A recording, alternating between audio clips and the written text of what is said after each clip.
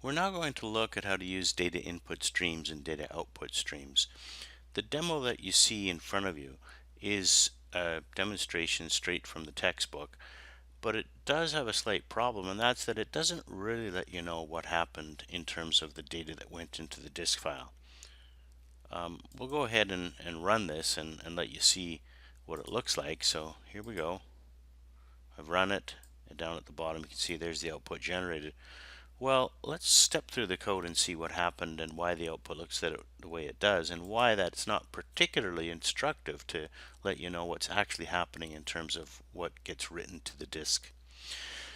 At the top you see we have a bunch of imports related to all the different things that we've been talking about.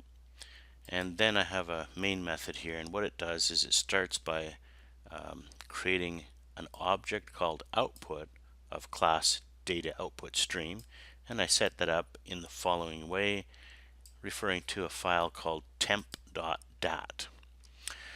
Then what we do is we exercise write UTF and write double a number of times.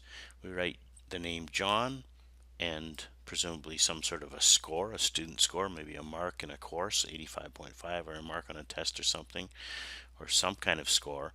And then we have Jim's name, and then 185.5, and then the name George and 105.25. We write those things out to the binary file one at a time. So we've got a total of 3 names and a total of 3 doubles written to disk. Then we come along and we open that file. So this time we say data input stream input, so the name of our object is input, equals new data input stream, new file input stream, and you'll notice it's the exact same file that we created up above, temp.dat. So in the code on the top half we're creating the file, and on the bottom half we're opening it to read from it. And then we read and write to the screen the result of what we read from the disk. We know we read, or wrote rather, a UTF, then a double, then a UTF, then a double, then a UTF, then a double. So when we read a UTF, and then we read a double, and then we read another UTF and another double, and one more UTF and one more double. And when we print those things, we get exactly what we wrote out, which shouldn't surprise us at all. So if we wrote out John and then 85.5, then down below when we read in those values and print them off, of course we should get John and 85.5. Similarly, we'll get Jim 185.5, George 105.25. But what does that tell us about what actually got written to the disk? Not very much at all. So in order to understand this, let's go a little bit deeper.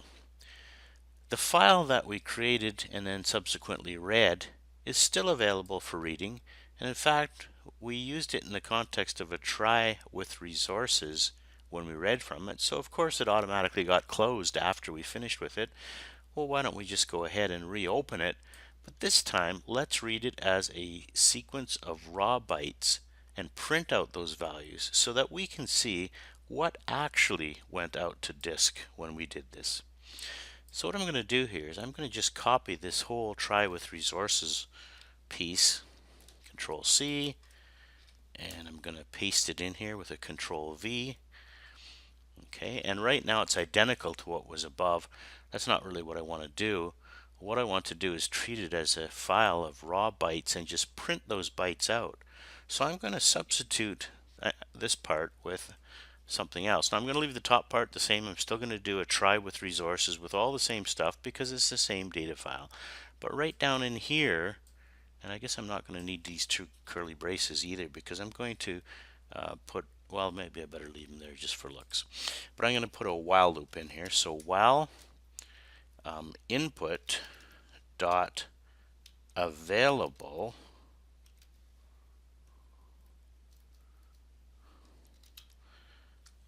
is greater than 0. So do you remember what that does? That checks to see how many bytes are still in the file. And remember, I freshly opened it, so it's like opened brand new, fresh again, and it's going to have some bytes to read there. So this boolean will be true, because the bytes available will be greater than 0. And I'm going to read until I run out of bytes. And every time I read, I'm just going to print the actual value of the byte that I read.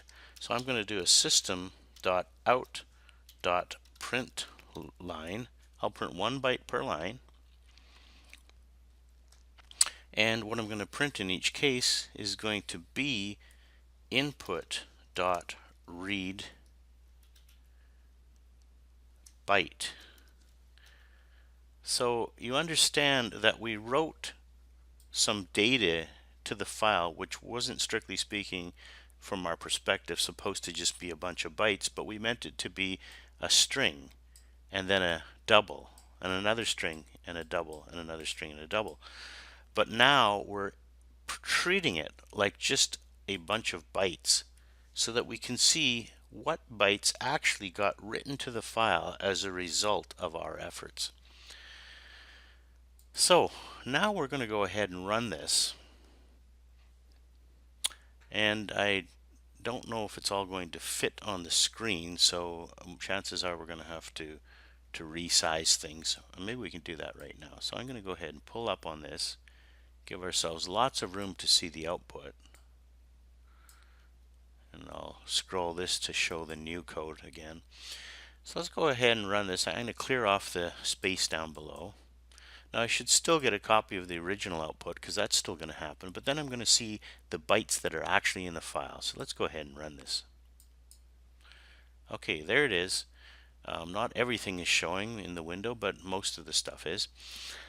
What is all this stuff? Well, let's start dissecting it piece by piece and see if we can understand what went on.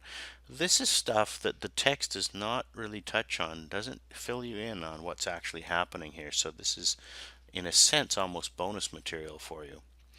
Let's start with the UTF string John. John. Well, it's not at all clear where John is in here, so I'm going to have to give you some guidance. First of all, 74 is the decimal equivalent of the ASCII code for a capital J. Okay, so that tells you something. And 111 that you see here is the ASCII code for a lowercase o, and this here, 104, would be H, and this is an N right here. Now let's just stop and think about N and O.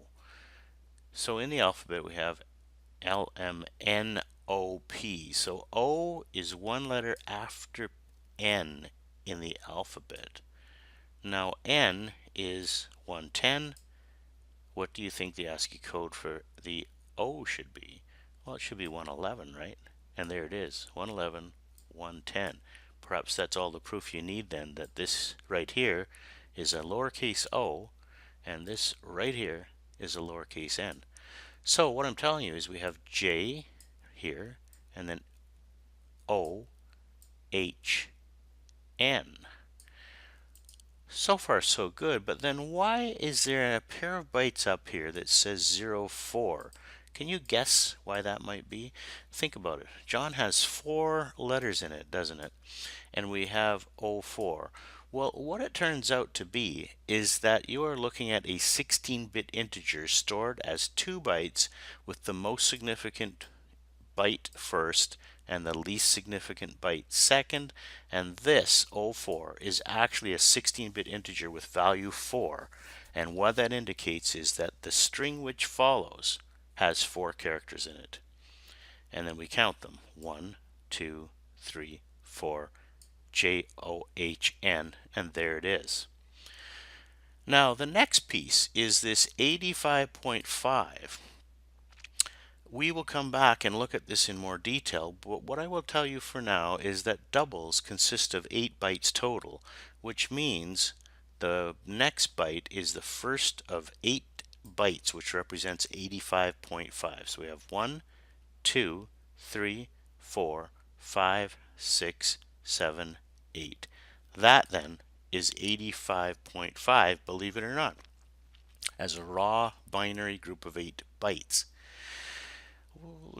You'll have to just accept that from me for now, I guess, and we'll move on and see what was next. Well, the next is Jim, and that's a 3-letter string. consistent with what I've been telling you, you'll notice there's a 16-bit integer 3 here. That means that the next string has 3 characters in it. And here they are, J, I, M. And you could look up ASCII table on the internet and try and resolve for yourself why these letters are J, I, M. I guess one thing you can tell for sure is that John starts with a capital J and Jim starts with a capital J, and the same 74 here that represented the J in John also represents as a 74 once again the J in Jim. So JIM, and what do you think happens next? Well, these are the 8 bytes of Jim's score, which was 185.5. So 1, 2, 3, 4, 5, 6, 7, 8. That's his score. What would that make this? Well, it's a 6. It's a 16-bit integer whose value is 6, which tells us that the next string is actually 1, 2, 3, 4, 5, 6 characters long, George. And so we have a 6. That means that this is the G here, and then we have E, O, R, G, E. And then finally, George's score is 105.25. That'll be a double. That'll be 8 bytes total, and you can see 3 of them on your screen. And you just have to trust me that there's an additional 5 that aren't showing up, and they are all zeros, just like the other ones above them were. We'll look at one of those in more detail so you can see why those particular values were used to represent those particular double values that we wrote out. Well, let's focus then on the John and his 85.5. In particular, let's just think about the 85.5. So that score of 85.5 is a double, and it's stored as 8 bytes. We know that so far. So let's grab all 8 of those bytes and do a careful analysis of them and see if we can understand why that double is stored the way it is to represent 85.5. Well, first of all, I'm going to just drag in a little sort of miniature blackboard for me to use here. So we have John. Remember, there was a 0, 4 to represent a 4-character string, and then there was JOHN. So the next 8 bytes are the double. Let's grab those and put them into our blackboard. So we got 1, 2, 3, 4, 5, 6, 7, 8. I'm going to do a Control C, and then I'm going to do a Control V into here. And now we're going to go ahead and take a closer look at these 8 bytes and what they mean. Well, for starters, let's convert all of these bytes that you see here into 8-bit quantities. Now, I don't know how good you are at doing that, but when you're looking at 8 bits, the least significant bit is worth 1, the next is worth 2, and then 4, 8, 16, 32, 64, and then 128. So the most significant bit of 128, we have 0 groups of 128, but you can see the number we're trying to represent is 64, so we have exactly 1 group of 64. There are no 32s, no 16s, no 8s, no 4s, no 2s, and no 1s. So that number right there is our 64 expressed in binary. Now, what about 85? Well, let's think about it. It also clearly has no groups of 128, but it has 1 group of 64 because at least that will fit into 85. Now, when you take 64 away from 85, you have 21 left. So that means we have 21 left to represent. That means there are no groups of 32, but there is a group of 16. And now 16 taken away from 21 leaves us with 5. So we have 5 more to go. That means there's no groups of 8. There's 1 group of 4, and that leaves us with just 1 more to go. So there's no groups of 2 and a group of 1. So if you don't believe that, all you have to do is add together. Remember, this is 1, 2, 4, 8, 16, 32, 64, 128. That's an interesting number, isn't it? Because it's alternating zeros and ones. So in other words, it's 1, there's no 2s, plus 4, there's no 8s, plus 16, there's no 32s, plus 64. So that list of numbers I just rhymed off, if you add all those together, you will find that you get 85. So that's the binary representation for 85. Now, what about 96? Well, again, there are no groups of 128 in there, but there is a group of 64. And once you've taken 64 away from 96, guess what you have left? You have exactly 32, which is exactly a power of 2, which is worth a 1 bit right here. So that means the rest of the bits are just zeros. In other words, 96 is 32 plus 64. So far, so good. Now, it should be pretty clear to everybody that the zeros that remain are simply all zeros. So in binary, as a group of 8 bits representing a byte, we have 1, 2, 3, 4, 5, 6, 7, 8 zeros, and that will be true for every single one of these remaining entries. So let's just copy that down below. So there is the binary representation as a big long stream of 8 bytes now. What I'm going to do with that, and remember our goal here is to show that this is 85.5. So the first thing we're going to do is take all those bits and put them in a big long string of bits and then dissect it and see what we get. So we have this, and jumping ahead, here's what I get when I'm all finished. So there's a whole mess of trailing zeros. In fact, it was too much to fit on one line, but they are all zeros. So how about if you just remember that those are zeros, and let's just get rid of them and take a look at what's left. So we know there's a whole mess of zeros after that. Well, here's your lesson in double representation. The first bit is just a sign bit that indicates whether the number is positive or negative. 0 means it's positive. If it was 1, it would be negative. Now the next 11 bits represent an exponent that we'll talk more about in a moment, but let's count them off. 1, 2, 3, 4, 5, 6, 7, 8, 9, 10, 11. Those are the exponent bits. Let's separate them from the rest of the bits. So here's what we've got so far. So we've got a sign bit, an exponent, and a mantissa, and somehow this is equal to 85.5. Well, the first thing is that during the conversion process to a double, we normalize the value so that it always starts with a 1 bit, and then we use the exponent to tell how many times we shifted the binary decimal point over to make that happen. So in other words, naturally the number is going to be not necessarily starting with a 1. It could have a bunch of zeros up front. We adjust it by moving the binary decimal point so that it's 1 point something. And then because we know when we do this conversion we're always going to get 1 point something, we throw away that leading 1 because we know it's going to be there, and there's no point in storing it because it just takes up space. So what that means is in the mantissa there is implicitly a 1 right here where the cursor is that's missing. So let's go ahead and restore that missing 1, and now let's begin to analyze what we've got here. Now before we go any further, I suppose I should put the decimal point where it belongs. So this is a binary number, but it still has a point in it. Some people like to call it a decimal point because it's not really a decimal point, but other people just say, well, it's a decimal point. Anyway, whatever you want to call it, there it is.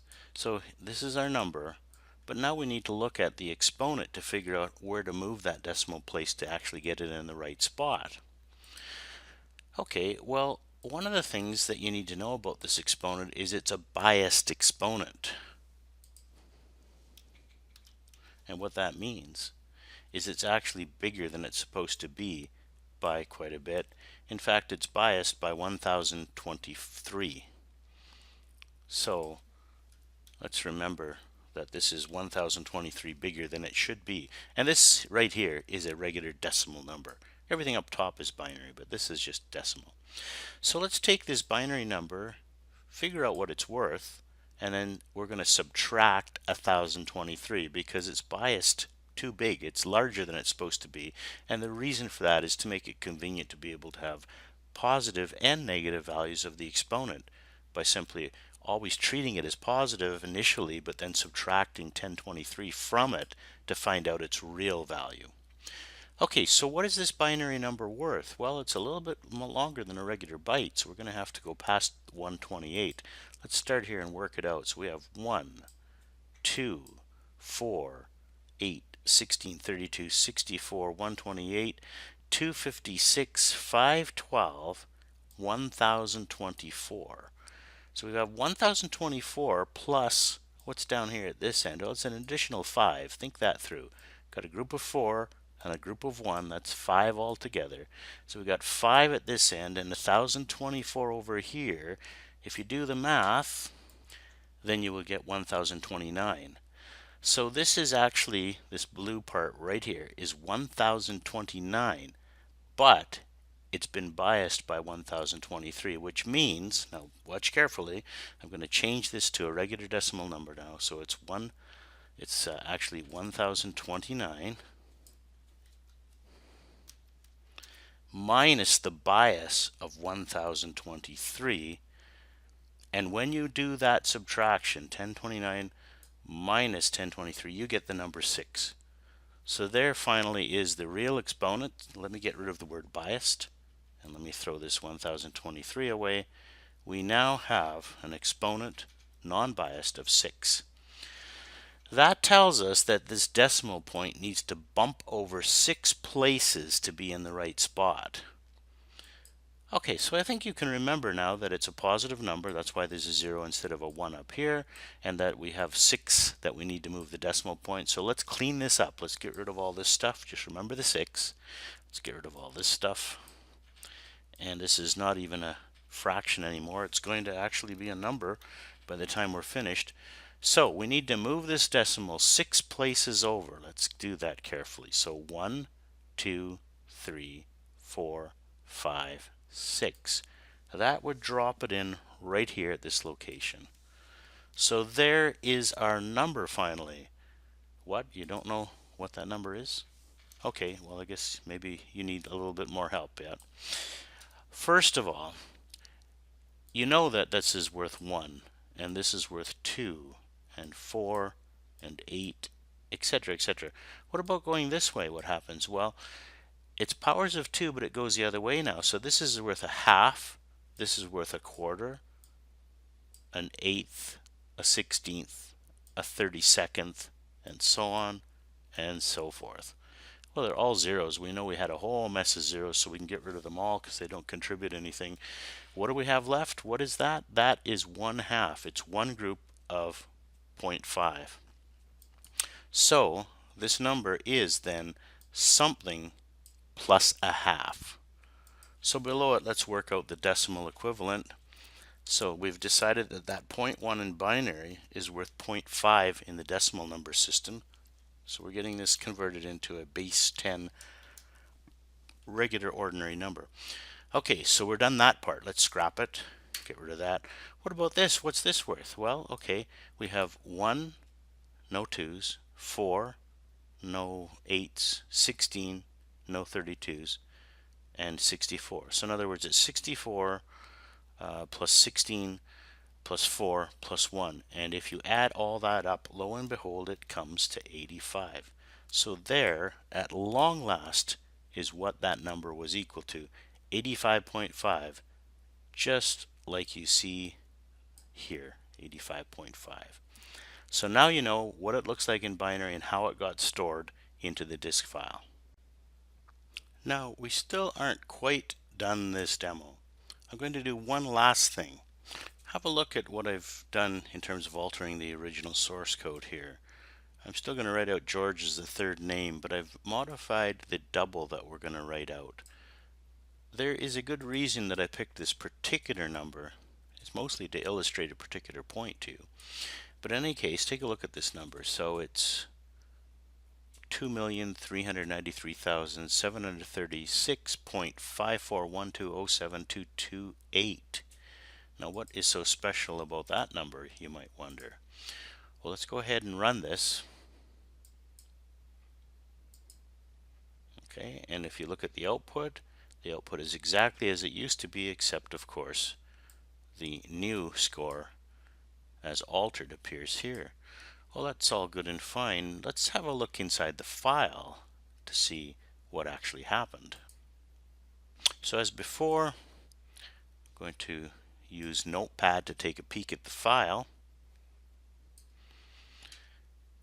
And we'll grab that file out of our appropriate folder and drop it in here and take a look. Oh, now look at that. What do you think of that? So we have the name George. Everything is exactly as it was before. Nothing's changed. But after George, the double value that you see down here is this funny looking number 2393736, etc., etc., has come out, lo and behold, to be A, B, C, D, E, F, G, H. 8 letters, 8 ASCII codes, 8 visible characters. Now, if you looked at this double written in binary form all by itself to a file, so in other words, let's say we didn't write these names and we didn't write these other values and all we wrote was that double, then it might surprise you that it looks for anything like it was a text file, but it's not. So there's somehow a fine line between text files and binary files, and one has to be careful when interpreting what they see. I suppose it boils down once again to what was the intent? What were you trying to do? Are you trying to write some raw binary data to the file, or are you trying to write some characters? Because depending on what you were trying to do and what's actually there, it's going to have an impact. Those two affect each other. Anyway, there you go. So that may have been a bit of a surprise for some of you, but in fact, this text that appears as A, B, C, D, E, F, G, H is actually not supposed to be text at all. It just happens to work out that that's what it looks like in a file when we write the double precision floating point representation of the number you see down here in blue. And that finally concludes this demonstration.